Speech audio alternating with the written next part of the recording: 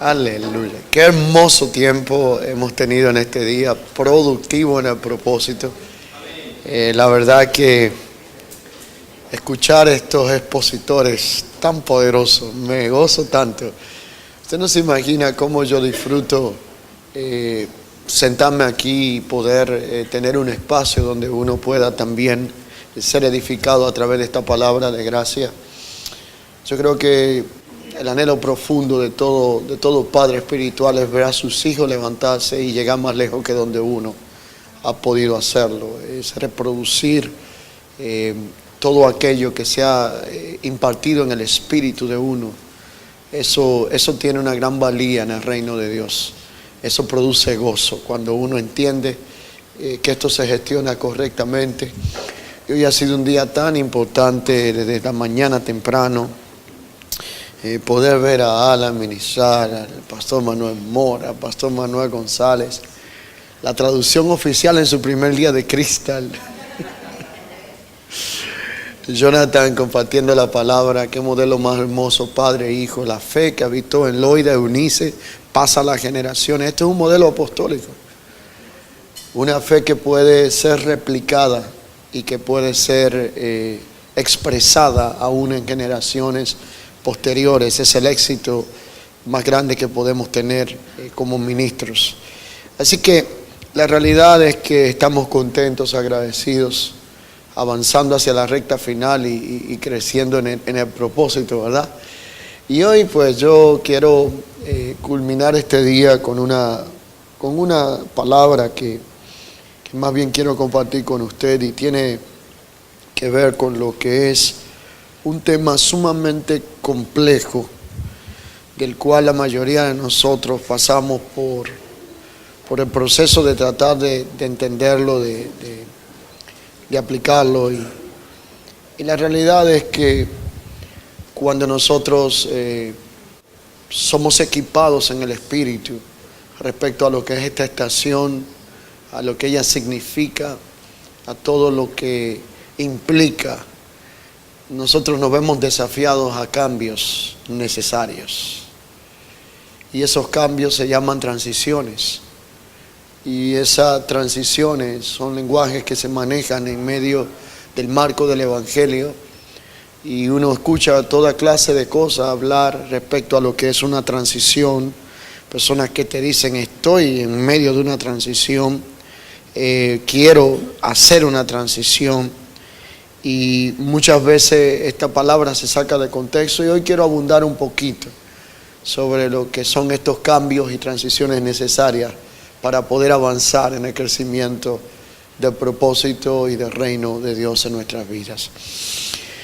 La realidad es que esta mañana hablábamos acerca de lo que es la estación apostólica, lo que era fundamento, el por qué se hacen necesarios cambios en nuestro tiempo y cómo nosotros podemos internalizar los mismos. Y la realidad es que hablar de el entendimiento de lo que es una estación apostólica nos conlleva a examinar algunos puntos de forma tan exhaustiva y forénsica que no podamos ni siquiera un solo detalle de ello.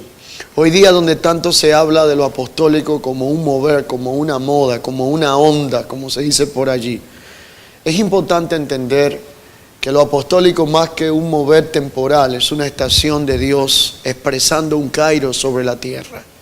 Todos nosotros vivimos y habitamos en el tiempo de lo cronológico, en el cronos. Nuestros días están determinados por horas, minutos, segundos, meses, años, décadas, siglos, milenios, entre otras cosas.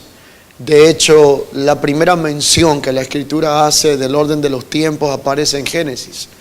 Cuando la palabra dice que Dios separó las tinieblas de la luz, Dios decidió clasificar los días, las horas, los meses y los años en un lapso de tiempo. Eso aparece en Génesis en su primer capítulo. Porque todo aquello que Dios hace, cuando trae su iluminación y separa la luz de la tiniebla, organiza el tiempo. Implica que los tiempos son gobernados por aquello que es iluminado. Todo lo que es iluminado tiende a expandirse, transformarse y fructificar. Pude captar algunos detalles interesantes cuando llegué esta noche respecto a esta poderosa enseñanza que el pastor Manuel González, sobre Mateo 16:13. Resulta que solamente Pedro pudo ver algo en un momento determinado y captar algo que no pudo haber sido informado por ningún tipo de conocimiento terrenal. Jesús llega en Mateo 16:13, si así fue que escuché bien, y se acerca a la región de Cesarea de Filipo y le hace una pregunta a todo el entorno que estaba allí. Le dice a ellos: yo quiero escuchar de ustedes el informe de lo que los hombres dicen que es el Hijo del Hombre. ¿Cuál es la imagen? ¿Cuál es el cuadro? ¿Cuál es la comprensión que los hombres tienen del Hijo del Hombre? Y todos ellos dieron informes correctos, pero un tanto distorsionados. Es exactamente la equivocación que los hacía pensar que era eso lo que en realidad el Señor estaba esperando. Ellos dijeron: tú eres Elías, tú eres Juan el Bautista. Otros dicen que eres uno de los profetas. Y en cierta manera no estaban tan mal, porque en Jesús estaban todas las gracias conjugadas en una persona. En Él estaba el profeta, Él era el Elías que habría de venir. Si lo queríamos ver así, Él era aquel a quien Juan le preparó el camino, diciendo: el que viene después de mí es mayor que yo no soy digno de desatar las correas de sus sandalias. Pero Él estaba haciendo la extensión que iba a manifestar un propósito que estaba siendo preparado y que se empezó a expresar cuando se reúnen las dos mujeres cargando en sus vientres, una lo apostólico y una lo profético, y algo comenzó a gestarse en el espíritu con estas dos estaciones representadas. Pero la realidad es que solamente Pedro dice: tú eres el Cristo, el Hijo del Dios viviente. Y Jesús dice: y tú eres Pedro, y lo que tú estás diciendo no te lo pudo haber revelado ni carne ni sangre. Ahora, note un detalle interesante: no había revelación con frecuencia, porque el velo del templo todavía estaba allí, y lo revelado es aquello que rueda un velo. Por lo tanto, implica que Jesús no aparece en ningún otro pasaje por ahí diciéndole a ninguno de los apóstoles, ni a ninguno de los milagros que hizo, ni la gente con la que dialogó, diciéndole: esto te lo reveló mi Padre. No aparece. Solamente tiene este diálogo con Pedro. Y él le dice: esto no te lo pudo haber revelado ni carne ni sangre, porque tú estás viendo que yo soy el Cristo, pero todavía lo que los ojos humanos pueden ver es que yo soy Jesús. Por lo tanto, tú estás traspasando el velo de la humanidad, del tabernáculo temporal llamado Jesús de Nazaret, para ver el eterno que habita dentro de un cuerpo humano. Estamos claros aquí, ¿verdad? Y le dice: lo que tú estás diciendo, como no te lo pudo haber informado habitante de esta región, solo el que conoce lo profundo de Dios te lo pudo haber dicho. Mi Padre que está en los cielos es quien te lo ha revelado. Pero por lo tanto, por cuanto te ha sido algo comunicado, algo te ha sido revelado, yo a ti te digo que esa revelación tiene que producir un resultado. Y ese resultado de la revelación es la transformación. Porque donde hay revelación, tiene que haber transformación. Por eso yo te digo que tú eres Pedro. Por eso yo te digo que sobre esta roca edificaré mi iglesia. Por eso yo te digo que las puertas del Hades y del infierno no prevalecerán contra ella. Y por eso te digo que te doy las llaves del reino, para que lo que sea atado en la tierra sea atado en los cielos, desatado en la tierra sea desatado en los cielos. Pero le dio un consejo: no le digas a nadie que yo soy el Cristo. Pablo terminó en la cárcel muchas veces. Pedro tuvo muchas amenazas. Pero Jesús no quería que Pedro terminara en el manicomio. Y hay un momento que si comunicas lo que ha sido revelado a gente con mentalidad natural, te van a tildar de loco. Y si fueras preso, no fuera tan malo. Pero terminar en un manicomio es complicado. Jesús dice: lo que tú entendiste porque te lo reveló el Padre, no lo va a entender el que el Padre no se lo ha revelado. Por lo tanto, implica que esta declaración involucraba tres realidades. La primera, transformación. La segunda, fructificación y la tercera, expansión. Ahora, un punto interesante de todo esto es que hoy día la gente ha confundido la revelación con la iluminación. Porque Pedro estaba hablando desde antes de Jesús ir a la cruz y decir consumado es, y desde antes de que el velo del templo se rasgara de arriba hacia abajo. Si Pedro estaba hablando desde antes de eso, entonces implica que Pedro pudo ver más allá, adelantado del tiempo, algo que todavía no había acontecido. Pero una vez que el velo del templo se rasgó de arriba hacia abajo y todo fue revelado por el camino nuevo, vivo, mucho más excelente, abierto para poder contemplar con una audiencia continua, abierta, lo que era el estar delante del Padre, lo que es el acceso al trono de la gracia. Entonces allí, literalmente, nosotros hoy día somos iluminados sobre lo que ya ha sido revelado. En pocas palabras, no se puede llenar lo lleno. No se puede vaciar lo vacío y no se puede revelar lo revelado. Iluminar el entendimiento sobre lo que ya ha sido revelado tiene que producir transformación. La realidad de esta estación o kairos apostólico es que tiende a traer una transformación en nuestra vida. Todo lo que tiene que ver con una temporada apostólica habla de un término que describe una estación en la cual históricamente se hace una referencia precisa de todo lo que tiene que ver con mandato, misión y ministerio en la tierra. Mientras que la iglesia no debe de restarle atención a la impronta de estar alineado al mandato eterno, a todo lo que es la misión de lo que establece la Escritura. Mateo 28:19 hace una declaración contundente y dice: por tanto vayan y hagan discípulos a todas las naciones, bautizándoles en el nombre del Padre, del Hijo y del Espíritu Santo, hablando en el contexto donde Jesús estaba presente. Hago una aclarando una aquí importante. Jesús no vino a abolir la ley. Nosotros tenemos un problema muy maleado de trasfondo histórico, distorsionado, teológico, interpretacional. La gente entiende que la ley solo llegó hasta Malaquías. Y si la ley hubiera llegado solo hasta Malaquías, Cristo hubiera violado lo que él hubiera dicho. Porque la realidad es que no vino a quitar la ley, estando todavía él presente, sino que él vino a cumplir la ley en sí mismo. Por lo tanto, en Mateo, Marcos, Lucas y hasta Juan hay ley mientras Cristo estaba presente. Entonces, en un contexto de ley, Jesús declara: vayan a todas las naciones, bauticen en nombre del Padre, del Hijo y del Espíritu Santo. Por lo cual, la realidad es que habían instrucciones precisas que el Señor había dado conforme al contexto de tiempo. Y cuando nosotros hoy estamos hablando de la palabra apostólica, cuando estamos hablando de la iglesia operando como un agente en la tierra, con la asignación y misión de ser la exacta representación en la administración del reino de Dios en la tierra, la iglesia tiene que ser vista como la chalía de Dios, como aquella que carga algo, que porta el propósito, aquella que es la exacta representación de Dios en la tierra.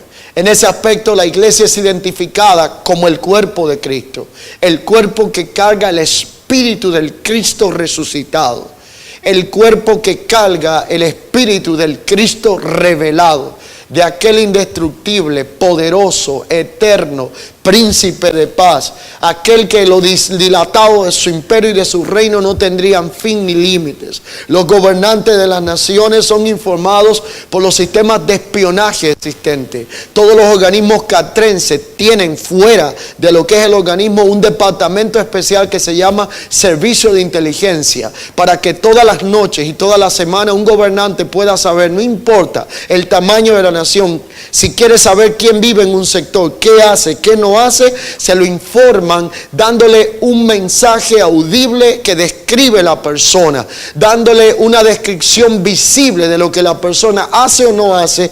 Pero él en su reino, el eterno, no tendría información basada en que fuese guiado por lo que vieran sus ojos ni por lo que escucharan sus oídos, porque el preexistente no necesitaba ayuda humana para poder entonces comprender todas las cosas como eran desde el principio. Él estaba desde antes de que todas las cosas existieran. El mundo por él fue hecho, por la palabra del poder y la verdad. Él era el testigo fiel, no solamente el primogénito de la creación, el primero en rango. Implica que Adán fue el primero de la tierra, pero él fue el primero de los cielos. Por lo tanto, todo estaba en él, con él y para él. Y ahí entonces la iglesia entra en un propósito a cumplir, de ser la exacta representación de él en la administración del reino de Dios en la tierra. ¿De cuál reino estoy hablando? No del reino de la escatología, no del reino que nos vendió Scofield en la Biblia, que llevaba su nombre, no del reino que trata los aspectos temporales de la tierra. Estoy hablando del reino eterno de Dios, porque el reino que trata la escatología es un reino que tiene que venir después de la dispensación de la inocencia, después de la dispensación de la ley, después de la dispensación de la gracia, después de todas estas dispensaciones. Entonces las escatologías actuales plantean que vendría un reino. Pero la realidad de todo esto es que el rey nuestro no es rey porque venció al diablo en una batalla en la cruz. Lo puedo repetir esto otra vez. Él no fue coronado porque ganó una batalla en la cruz. Él no fue coronado porque salió victorioso de ese round. Él era rey desde antes de la fundación del mundo. Por lo tanto, su reino es eterno y él es el rey eterno. Y nosotros somos los encargados de representar su reino en esta tierra como cuerpo de Cristo en la tierra como iglesia. Colosenses 2, 19, 20 dice y plantea: porque a Dios le plació que en él habitase, le agradó toda la plenitud de la deidad, y por medio de él reconciliar todas las cosas, las que están en los cielos como las que están en la tierra, haciendo la paz mediante la sangre que derramó en la cruz. Diga conmigo: todo lo que está en el cielo tiene que ser reconciliado con lo que está en la tierra. Y solamente uno se pudo parar entre el cielo y la tierra a reconciliar las dos realidades. Pero aquel que se paró entre el cielo y la tierra a reconciliar las dos realidades, habita en nosotros. Y por cuanto habita en nosotros, nosotros somos seres que vivimos en la tierra, pero que podemos accesar a la economía de los cielos. Porque estamos entre lo que está haciendo, entre lo que ha sido reconciliado en los cielos y la tierra, con quien pudo pararse en medio de las dos realidades, que hoy está en nosotros por el Espíritu Santo de Dios. Y eso es lo que en el plano natural se le llama un anfibio. Te dirá: pero un anfibio es un animal que anda en agua, anda en tierra. Pero esa palabra no es propia de la biología ni de la naturaleza. Lo que pasa es que nos las pidieron prestadas a nosotros. Y tenemos que retomar un glosario de palabras que debieran de enriquecer muchos términos para poder hacerlo comprensible en su contexto espiritual. Y un anfibio es aquel que puede operar en dos ambientes. Usted está en este mundo, pero no es de este mundo. Estamos en la tierra, pero no estamos limitados por la economía de la tierra, porque tenemos acceso a los cielos para poder captar todo aquello que es diseño del cielo y poder expresarlo y manifestarlo en la tierra. Por lo tanto, nosotros estamos hablando de que a Dios le plugo reconciliar todas las cosas que estaban en los cielos y en la tierra, haciendo la paz mediante la sangre que derramó en su cruz. Por lo tanto, la manifestación de la plenitud de Cristo en la tierra tiene que producir visión y discernimiento en cuanto a lo que son los misterios de Dios en cuanto al entendimiento de los tiempos. Y el entendimiento de los tiempos involucra el discernimiento de los kairos de Dios en la tierra. El entendimiento de los tiempos involucra el discernimiento de los kairos de Dios en la tierra. Y el discernimiento del kairos de Dios en la tierra es fundamental para que la iglesia pueda establecer el reino de Dios en todos los contextos en donde se nos ha permitido estar. Discernir el kairos de Dios en la tierra nos califica como gente entendida en los tiempos. Dile al que está a tu lado, el que logra captar el kairos de Dios en la tierra se define como alguien entendido en los tiempos. Entonces la palabra estación o kairos captura tres realidades. La primera, captura lo que es el carácter o el modo de ser de la iglesia. Lo segundo que captura es la naturaleza o la fuerza natural o actividad de la iglesia. Yo no hablo aquí de actividad basado en activismo, estoy hablando de la actividad propia, lo que la Biblia identifica de esta forma. Y lo tercero que capta quien es conocedor de los kairos y los tiempos es la función de la iglesia en la tierra. ¿Cuál es la tarea que le corresponde? ¿Cómo gestionar correctamente lo que se le ha asignado? La asignación de Dios en la tierra, representada a través de sus hijos o del Hijo de Dios en la tierra. Nosotros somos los hijos que operamos en la legalidad de la voz del Hijo. Déjeme hacer una aclarando aquí. Apunte allí, si usted toma nota, Hebreos capítulo 1, verso 1. Mire lo que dice Hebreos capítulo 1, verso 1, que ha de suceder cuando se vuelvan a reunir estas dos realidades. Déjeme explicarle a qué se refiere Colosenses cuando dice de que Dios se propuso en su beneplácito, en su perfecta voluntad, reunir lo de los cielos y la tierra. El punto es que Dios diseñó los cielos y la tierra para expresar un solo propósito. Por lo tanto, cuando la Biblia habla de universo, la palabra universo significa un solo verso, una sola pieza, que en el inicio, en la intención original, expresaba un solo propósito. Luego, acontecimientos sucedieron en donde la tierra se desconecta de la economía de los cielos por la presencia del pecado. Pecado que, aclaro, no era la violación de algún asunto moral, porque ni ley existía, sino el errar del blanco por el cual el hombre había sido creado. Estamos claros con este punto, ¿verdad? Adán fue hecho para ser la exacta representación. Primer embajador de los cielos con jurisdicción y embajada llamada Edén en la tierra. Cuando Adán deja de ser la exacta representación, la chalía de Dios en la tierra, que haría visible lo que no se había visto de Dios, Adán entonces entra en el pecado que era el errar del blanco, para lo cual Dios lo había creado en su orden, intención y propósito. Luego entonces Dios decide reunir los cielos y la tierra en un solo orden, en Cristo. Y ese mediador que reconecta los cielos y la tierra, que devuelve los cielos y la tierra a una naturaleza, nos hace a nosotros una nueva creación, una nueva criatura en Cristo, donde los cielos y la tierra están reconciliados en una sola expresión y realidad que manifiesta lo que es el kairos de Dios a través de nuestra vida. Por lo tanto, la realidad es que la función de la iglesia, o una tarea que corresponde, es ser la agencia de Dios en la tierra, representada a través de sus hijos o a través del Hijo maduro. Entonces Hebreos en su capítulo 1, verso 1 en adelante, habla en un momento y dice que Dios hubo hablado muchas veces en otros tiempos, de otra forma y de otra manera, pero en el tiempo del fin va a hablar a través del Hijo. Si significa que Dios está diciendo que en el tiempo del fin el Hijo será el kairos expresado a la tierra, que jugará el rol más trascendente jamás visto, implica que todo lo que esté en el Hijo en este tiempo y en este kairos será voz legal en la tierra. Pero todo lo que esté fuera del Hijo se convertirá en una voz ilegal que será un eco en la tierra. Por lo tanto, la legalidad está en el Hijo.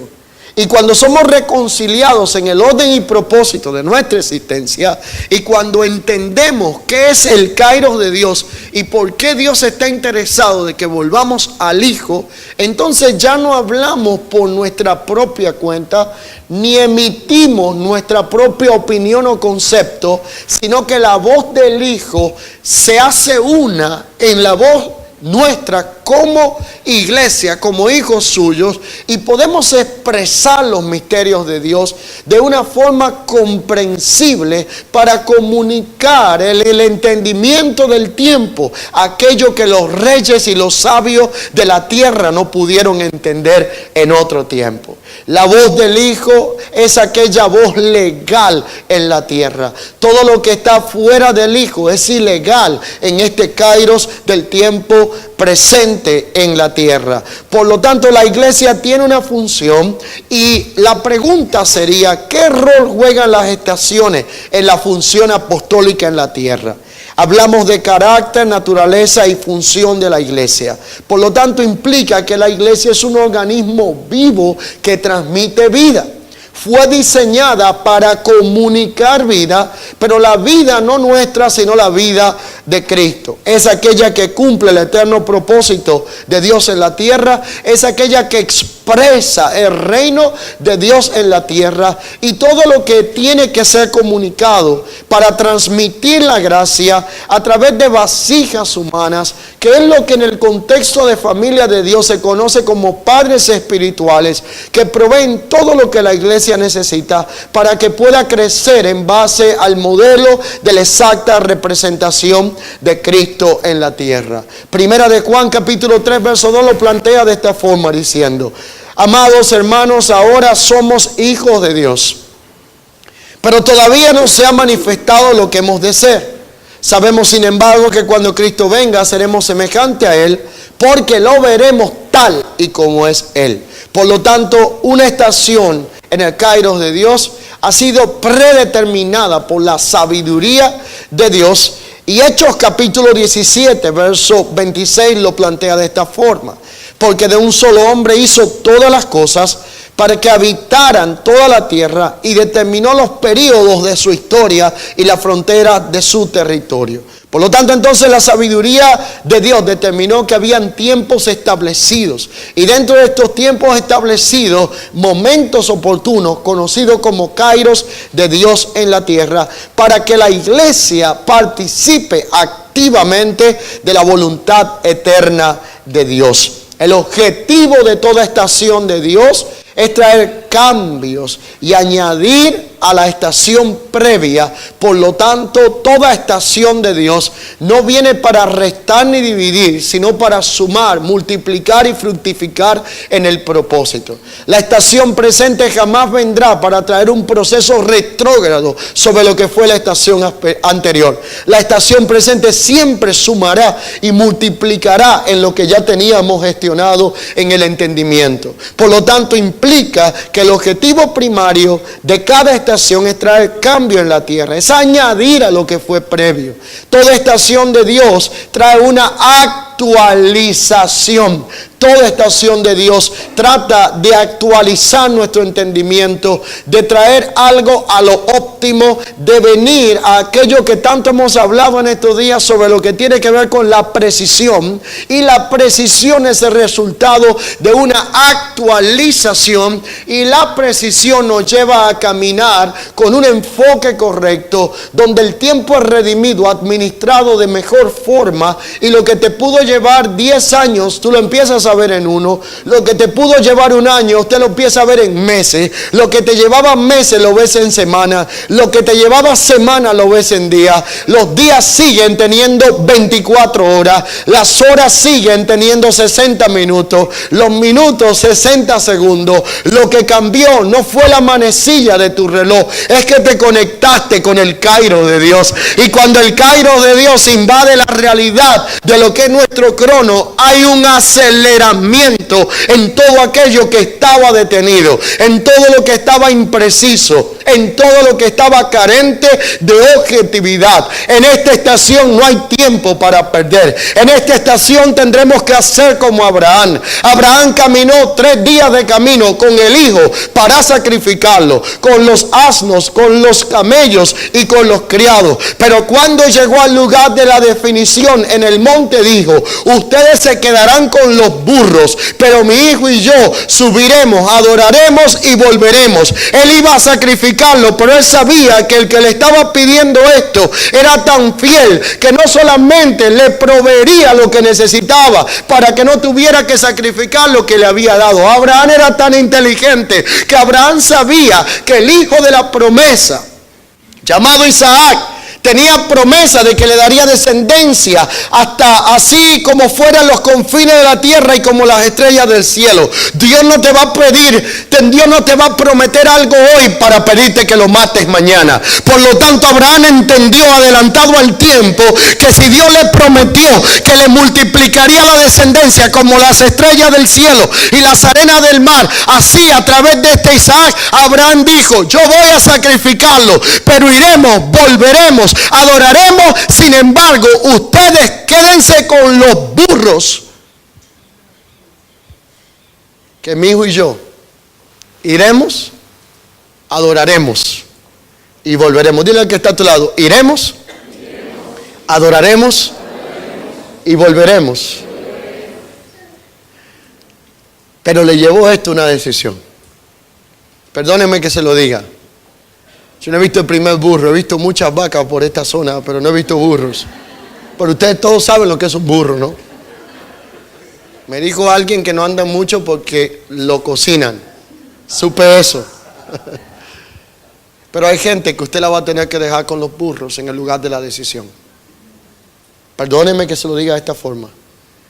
Porque habrá momentos donde usted tendrá que tomar decisiones, comenzar etapas nuevas, entrar en transiciones que demandarán cambios, que habrá gente que en otra temporada te comprendió, te acompañó, te bendijo, pero no podrá abrazar lo que estás abrazando porque todavía no le ha sido revelado.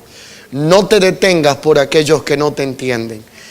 Si usted tuviera que tomar una decisión de detenerse por todo el que no te entienda y atrasarse en el propósito, prefiera adelantar el paso para que se junten allá y esperarle un poquito cuando ya esté más avanzado para poder ayudarle a que no tenga que volver a vivir lo que usted vivió en el proceso. Pero la realidad de todo esto es que Abraham tuvo que tomar una decisión, porque cada vez que una estación es añadida a nuestra vida, tiende a traer una actualización, de manera tal que el propósito no está intencionado en contradecir lo anterior, sino en sumarnos en lo que ya teníamos, en realizar lo que es la voluntad de Dios para nuestra vida. Dios edifica línea tras línea, concepto tras concepto. La edificación del cuerpo de Cristo es para establecer el orden y propósito de Dios en su iglesia. Por lo tanto, Dios quiere que todas las cosas sean sujetas a Cristo a través de la iglesia. Todo esto implica que la conclusión de una previa estación demanda un cambio, porque si usted se queda con un pie en la estación anterior, cuando conoce lo que es el Kairos de Dios, y el otro pie en la nueva estación que revela un Kairos de Dios sobre la tierra, usted va a entrar en lo que se llama un dualismo. Y un dualismo es lo que está viviendo una gran parte del liderazgo hoy en día.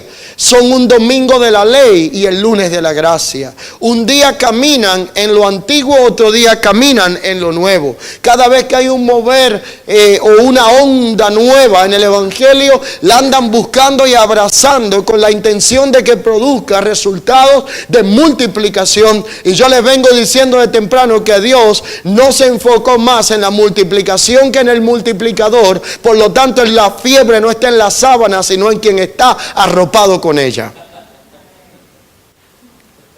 El problema no es que la iglesia no crece, porque me falta una nueva visión. El problema es que hay algo que tengo que soltar para poder abrazar lo otro. Y allí viene el momento de la decisión. Y allí viene la parte crítica de lo que son las transiciones. Ahora, la realidad de todo esto es que podemos asumir que Dios nunca manifiesta dos estaciones al mismo tiempo en la tierra. Cuando hay un kairos de Dios, indica que ha caducado algo que estuvo vigente en un momento determinado. Muchos de nosotros hablamos de lo que fue la estación pentecostal. Digo esto con todo respeto. No me interesa debatir sobre el asunto. Simplemente comunico lo que es el entendimiento que consideramos de esta realidad vivencial en nuestro tiempo. Tuvo que concluir entonces la estación pentecostal antes que naciera la estación carismática. Pero si entonces hay una transición y una reforma que habla de una estación o de un kairos apostólico, implica que algo tiene que concluir de la estación carismática para poder expresar y disfrutar la estación apostólica en nuestra vida. Esto que habla es de un manto, un velo que Cristo mismo rueda para que la iglesia pueda ser capacitada en operar de la forma correcta en aquello que Dios quiere que la iglesia opere en la realidad presente. Entonces esto involucra cambios y transiciones. Literalmente la Biblia, la historia está llena de ellos. Cuando hablamos de un cambio y de una transición y hablar específicamente de lo que es un cambio de estación, estamos hablando de un cambio de manto. Es una nueva estación que determinará el carácter de cómo asumiremos las cosas y determinará el modo operacional en que ahora vamos a funcionar en esta nueva etapa en que estamos viviendo. Usted no puede entrar a una nueva estación con un viejo programa operacional. Los que entienden un poco el lenguaje tecnológico saben de lo que yo le estoy hablando. Sino que cada equipo, cada tecnología, cada kairos de Dios demanda un sistema operacional diferente. Por lo tanto, si usted sigue operando con el sistema operacional característico de la antigua estación para entrar en una nueva estación, en algún momento usted no va a ver los resultados y terminará frustrado. ¿Cuántos saben de lo que yo le estoy hablando? Jesús lo llamó a esto, no en un lenguaje así nanotécnico como yo estoy usando, ni millennials. Jesús dijo, es que no se puede echar vino nuevo. O se rompe uno o se pierde el otro. Así que cuando hablamos de una nueva estación, necesitamos entender lo que es un cambio y lo que es una transición. Ahora, una transición, la mejor forma de describirlo es a través de lo que podemos identificar en este lenguaje como una migración espiritual. ¿Y qué es una migración espiritual? Toda migración es guiada por un principio de economía. Implica que nadie deja su tierra, nadie deja el lugar de su hábitat donde están sus raíces para moverse a otro lugar, a habitar en otra panorama, cultura, clima o como le quiera llamar, a menos que una economía que le favorezca no lo motive para poder tomar una decisión tan trascendental como esta. Una migración involucra una desconexión de muchos valores, de amistad, de sentimientos, de cultura, desarraigo, todo lo que usted quiere entender en este contexto y puntos que no tendría tiempo para desglosar. Por lo tanto, siempre la migración será gobernada por un principio de economía.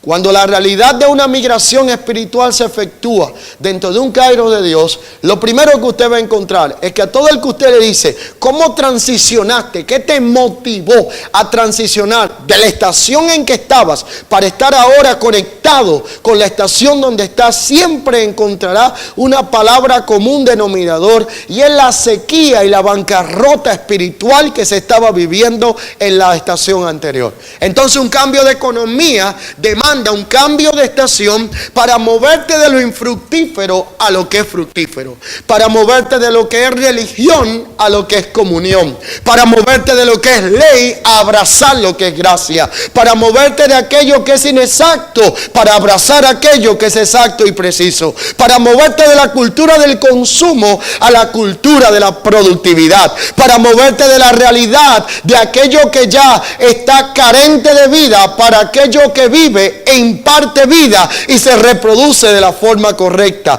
Todo cambio y toda transición será gobernado por un principio de economía que traerá mayor entendimiento, mejor gestión y que traerá mayores resultados a lo que estás haciendo. Por lo tanto, lo que yo vengo a hablarte en esta hora es que la estación apostólica es una estación cargada de gracia, cargada de favor, cargada de un modelo orgánico que reproduce la vida del Cristo en nosotros, para que ya no tengamos que vivir de los recuerdos históricos de un sistema religioso, sino de la realidad presente de un Cristo resucitado. Esto cambia todo el entorno.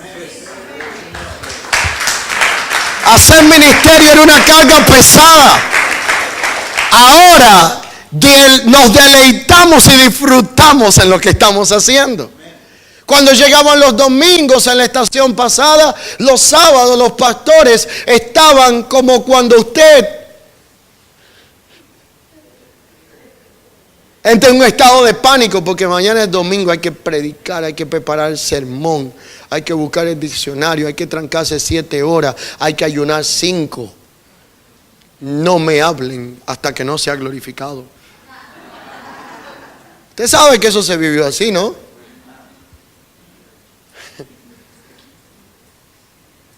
Había que tener una corbata larga. Algunos confundían la corbata con la lengua.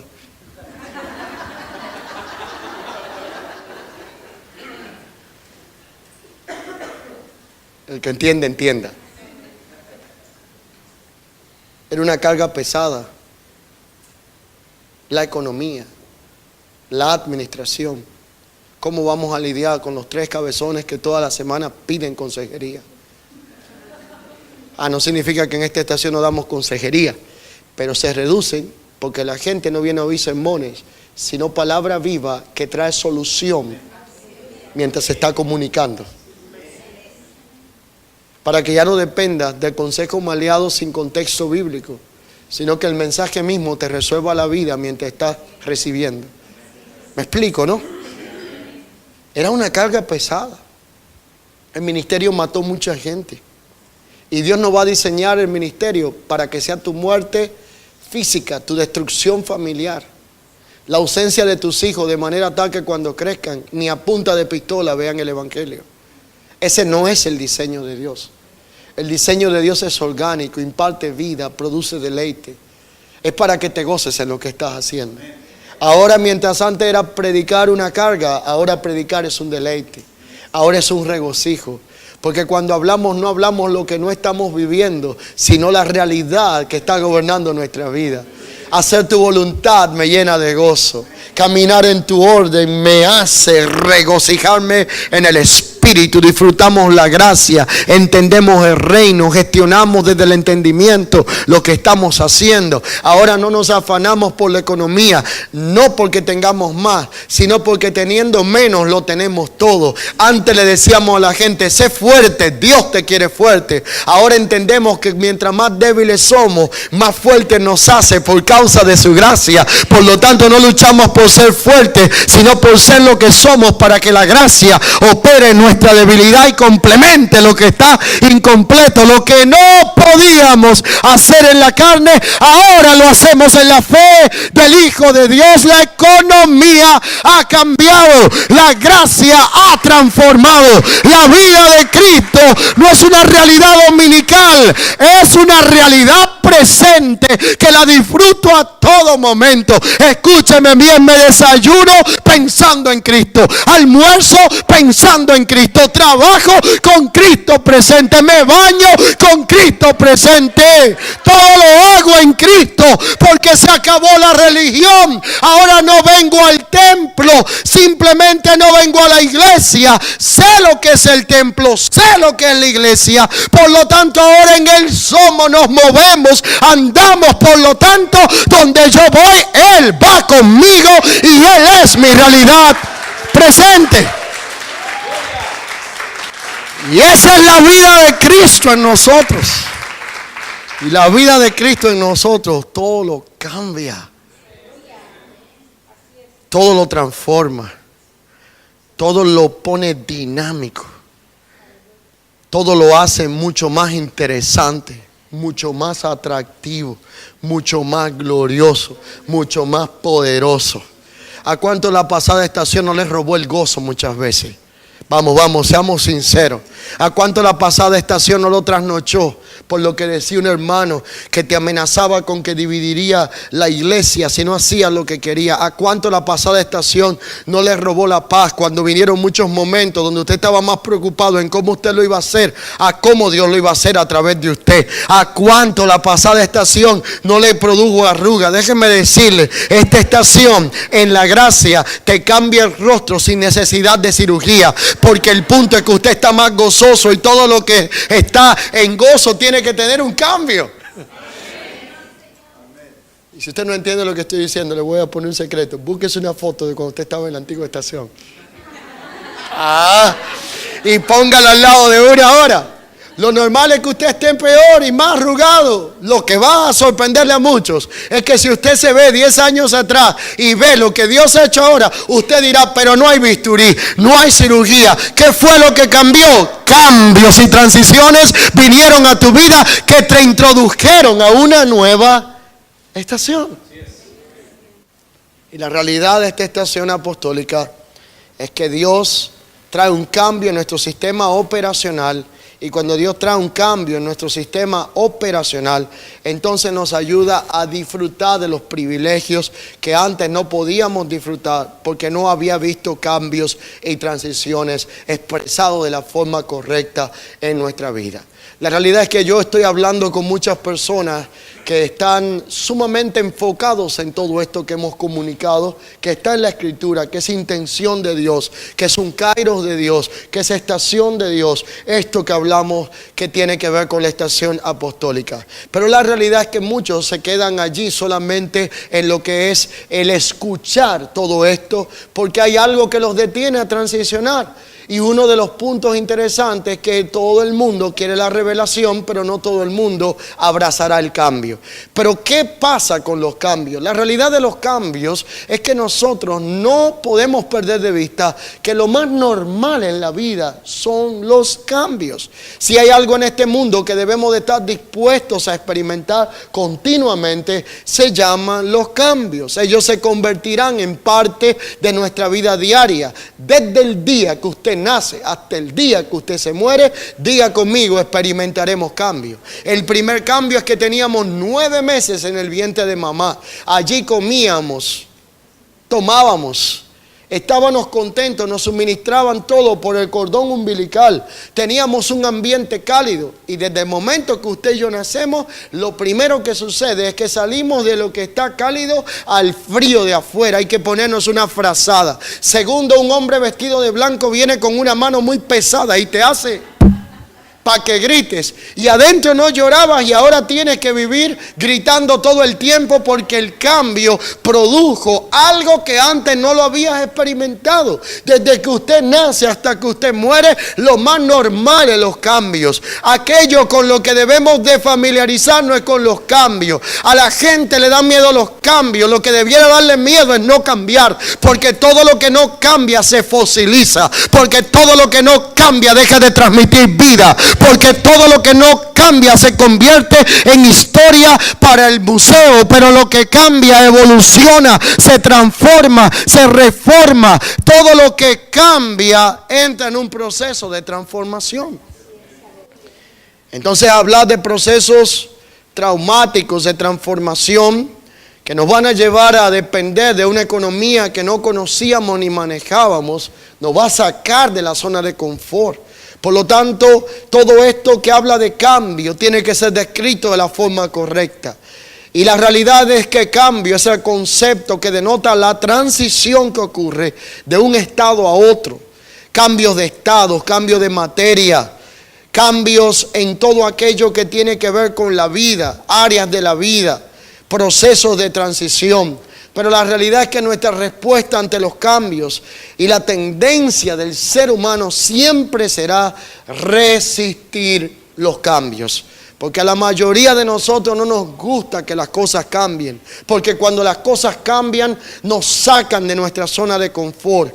Nuestra tendencia a los cambios es reaccionar de forma incómoda para seguir en la comodidad que antes teníamos. Lo más interesante de todo esto es describir lo siguiente. La palabra de Dios dice que el Señor no cambia, que Él es el mismo ayer, hoy y por los siglos, pero de igual forma, así como lo describe a Él como el inmutable, en quien no hay sombra de variación. Él es especialista produciendo cambios en aquello que les ruede el velo para que conozcan la realidad de la verdad que quiere revelarles.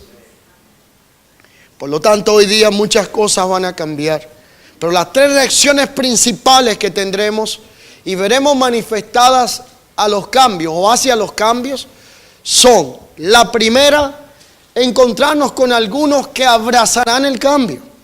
La segunda, encontrarnos con un tipo de personas que resistirán el cambio y otras que se harán indiferentes ante aquellas cosas que tienen que cambiar. Usted deduzca en cuál de ellos está.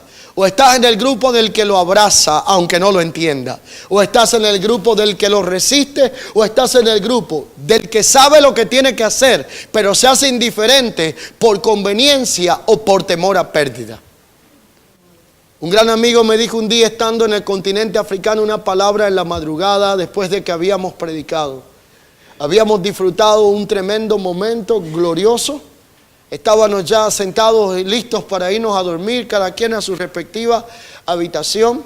Le dije, qué hermoso es esta estación, cuánto deleite hay en ella. Y él me dijo una palabra que yo nunca olvidaré. Me dijo, y hacer es que no es lo mismo predicar por una ofrenda que predicar por un propósito. Dile al que está a tu lado, es que los cambios te cambian. Algunos no lo hacen por temor, otros por miedo a afectar la economía. Me dijo un hombre un día, todo lo que ustedes han enseñado me impacta. Es lo que yo anhelo, es lo que yo entiendo, es lo que yo sé que es correcto. Le dije, excelente, ¿y cuándo empiezas? Dijo, muy difícil. Yo dije, no lo entiendo, porque me estás diciendo que algo te rodó el velo y ahora lo ves, pero no lo quieres abrazar. Me dijo, lo que pasa es que si yo abrazo eso, voy a perder la economía que me sustenta. Probablemente vas a tener la incomprensión de algunos. Probablemente vas a tener que cambiar tus modos operacionales, donde vas a tener que dejar algunas payasadas para poder abrazar el propósito de la forma correcta. Pero todo lo que cambia, entonces puede reproducir vida, pero todo lo que no cambia fácilmente se fosiliza y termina muriendo y termina no completando el propósito por el cual es su existencia. La realidad es que para poder tener la respuesta correcta ante los cambios necesitamos ser gente conocedora de los tiempos. Y la gente conocedora de los tiempos jamás será indiferente ante los cambios. Hablar de cambios, tenemos que entender que algunos son los cambios internos y otros son los cambios externos. En la Biblia habla mucho de lo que es el fruto digno del arrepentimiento. Hacer frutos dignos de arrepentimiento implica que cada vez que Dios trataba con alguien le cambiaba hasta el nombre. A Simón le cambió el nombre a Pedro. A Saraí le cambió el nombre a Sara. A Abraham le quedaba pequeño y le metió un H en el medio para que se llamara Abraham.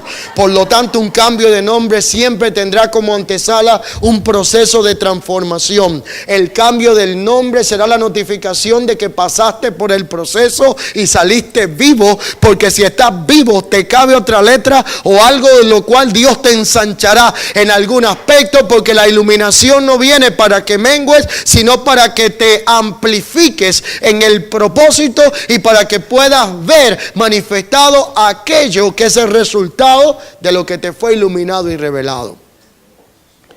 La Biblia habla de que para poder cambiar tenemos que identificar algunos detalles y para poder transicionar, por lo cual resistir los cambios y las transiciones será parte de nuestra naturaleza humana. Diga conmigo, resistir los cambios es parte de la naturaleza humana.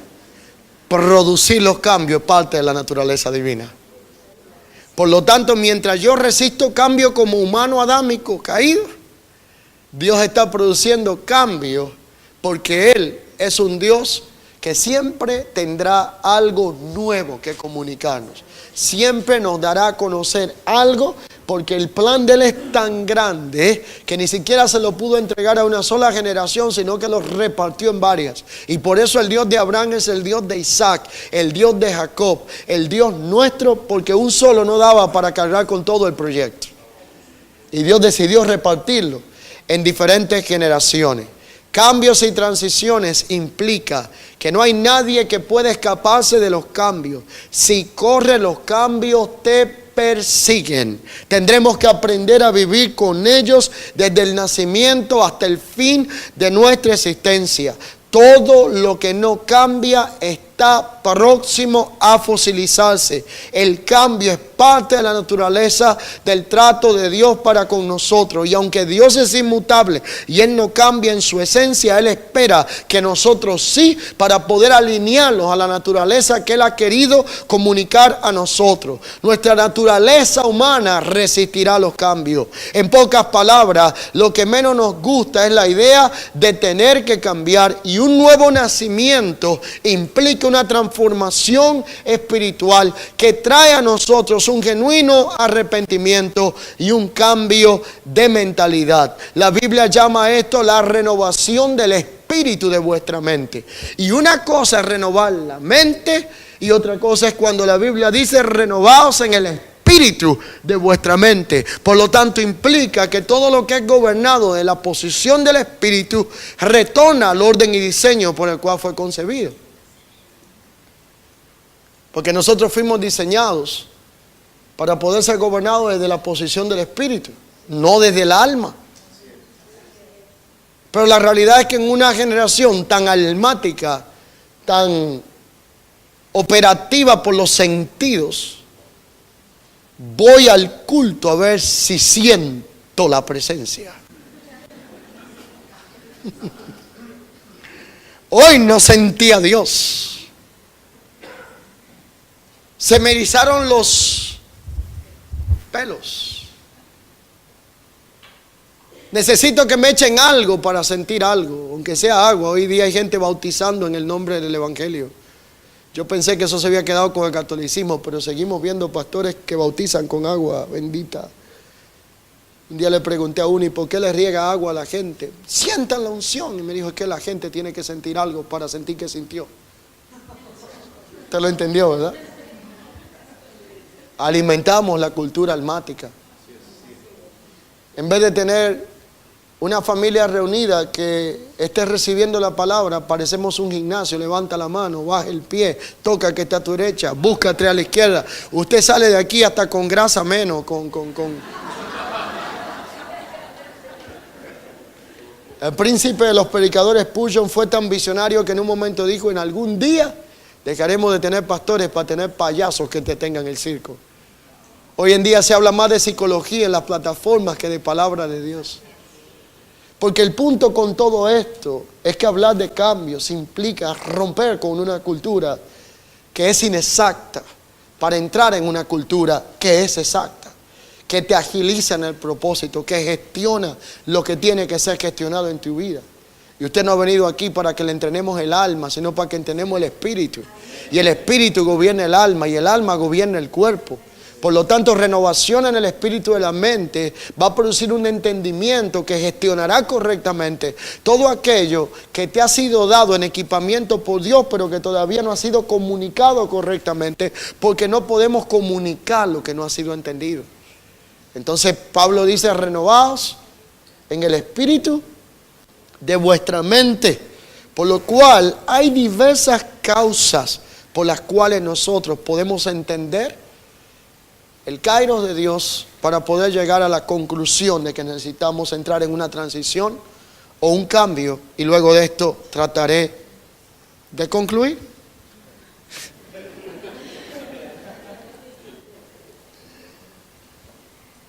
Tres causas puntuales. La primera,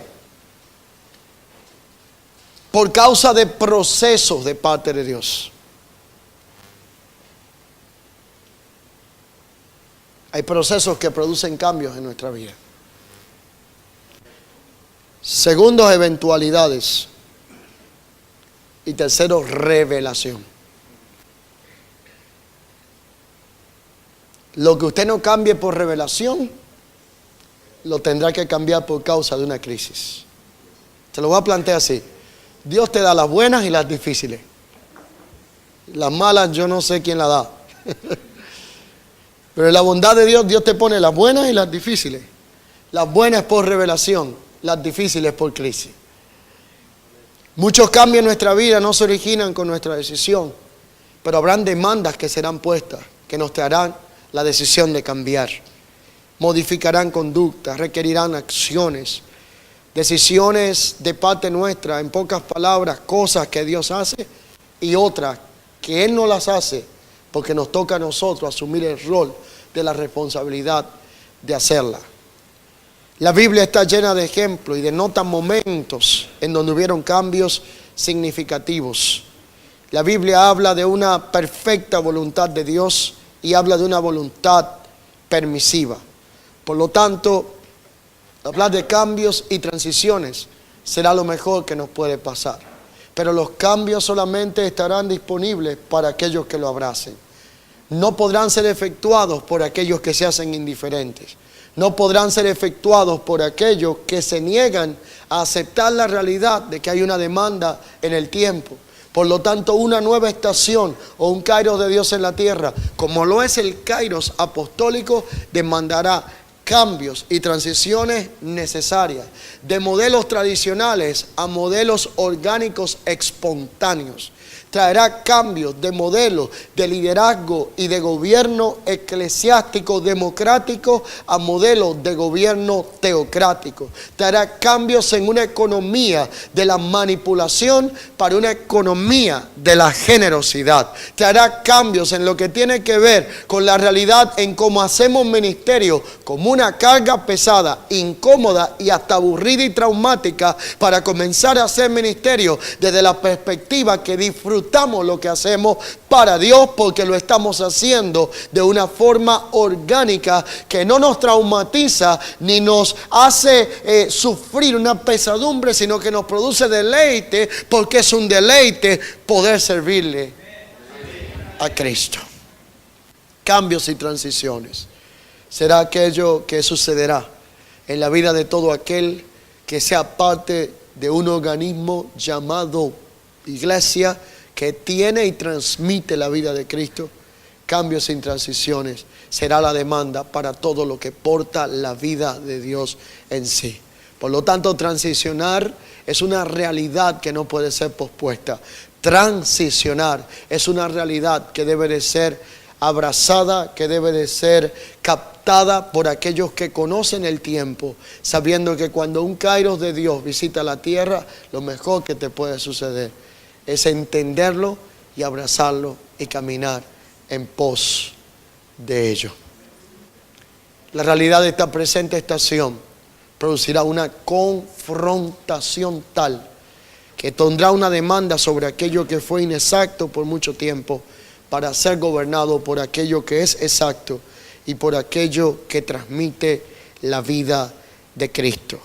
Cada uno de nosotros vivimos la vida exactamente como la hemos determinado vivir.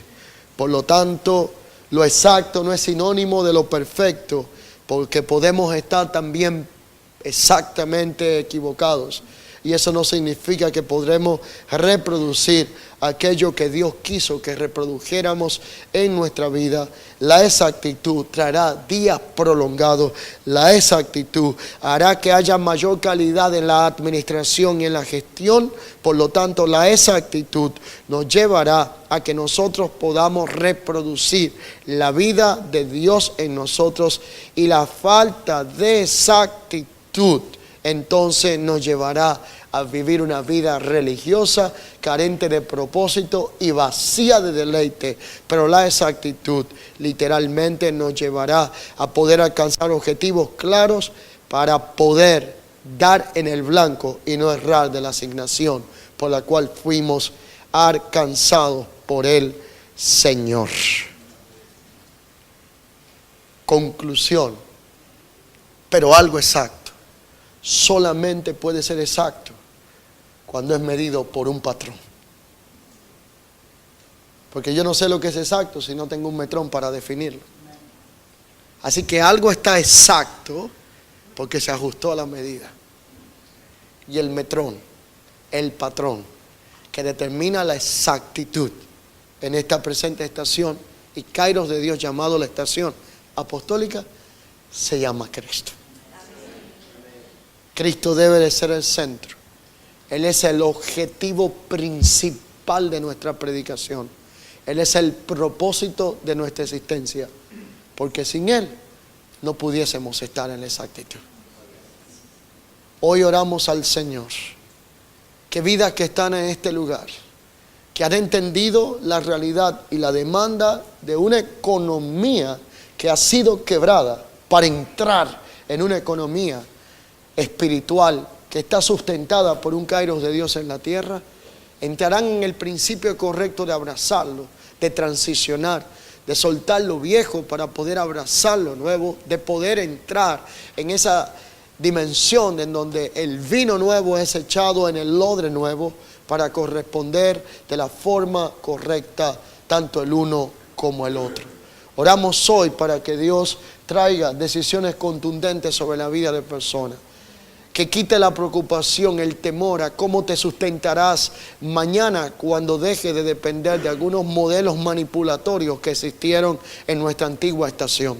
Cuando dejes de depender de algunas estrategias humanas que funcionaron en su momento, pero no necesariamente obedecen a la voluntad ni a la intención de Dios. Cuando usted entiende que está dependiendo de su gracia, no te va a preocupar algunas cosas que se vayan con tu viejo bagaje, porque la realidad es que así como un nuevo sistema operacional trabaja en nuestra vida, hay acceso a una nueva etapa dentro de la economía divina. Y cuando yo hablo de economía acá, yo no estoy hablando de dinero, sino que la palabra economía tiene que ver con administración, y la palabra de administración en su contexto original es aquella palabra donde sale la economía, es ese oikonomios o oikonomo, que tiene que ver con lo que es administrar algo, y la gracia de Dios, el reino de Dios y todos los recursos de los cielos fueron repartidos en economías para ser administrados en la tierra. Pongo un ejemplo y concluyo con esto. La gracia de Dios tiene economías. El reino de Dios tiene economías. La estación apostólica tiene economías. Quizás yo no pueda hablar de esto, tal vez lo podemos concluir mañana.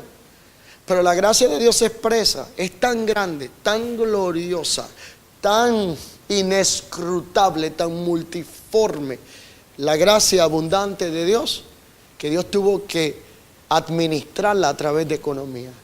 La economía de la gracia puede verse de diferentes formas. La redención es una economía de la gracia. La justificación es una economía de la gracia. Es una expresión de lo que la gracia de Dios quiso hacer en nuestra vida. Todo lo que se expresa de la gracia se expresa como una economía. El reino de Dios tiene economía. La justicia, la paz, el gozo son economías que nacen de la expresión de los recursos del reino, de manera tal que nosotros podemos disfrutar de la economía de un recurso espiritual cuando entendemos la administración correcta del mismo. Pero mientras el heredero es un niño, no se va a diferenciar del esclavo. aunque sea Señor de todo. La madurez, la exactitud y la mayoría de edad nos hace aptos para administrar la herencia. Por favor, déjenme darle un detalle. Nosotros tenemos una herencia que solo está esperando que podamos administrarla. Mientras mucha gente está viviendo por promesas, hay otros que no han ido a reclamar su herencia y la herencia está esperando por ti. Hay una herencia para los santificados, hay una herencia eterna, hay unas arras de la herencia que Pedro habla y dice las arras de la herencia. ¿Sabes lo que es la arra? El adelanto, el anticipo, es lo que tradicionalmente en las bodas se usa, que alguien le da un poquito de moneda como el adelanto de lo que le entregará después. Lo que usted está viviendo y yo hoy, todo lo glorioso que tenemos, es la arra, es el adelanto. Yo no quisiera ni imaginarme lo que será la herencia completa. Si hoy tenemos la arra de la herencia entera es inaccesible, inmarcesible, incontaminable, eterna, reservada para nosotros en Cristo Jesús. Que Dios añada gracia y favor a nuestras vidas. Que podamos entrar en la intención de soltar aquello que nos detuvo en el propósito, para poder abrazar aquello que Dios ha querido manifestar en nuestras vidas a través de Cristo en nosotros. Cambios y transiciones será lo próximo, luego de haber tenido el entendimiento, haber tenido la iluminación de lo que fue revelado. Todo lo revelado tiene como propósito producir cambio, transformación, multiplicación y fructificación. Si lo has visto, ahora tienes que abrazarlo. Incline su rostro conmigo y permítame orar por un instante en esta hora.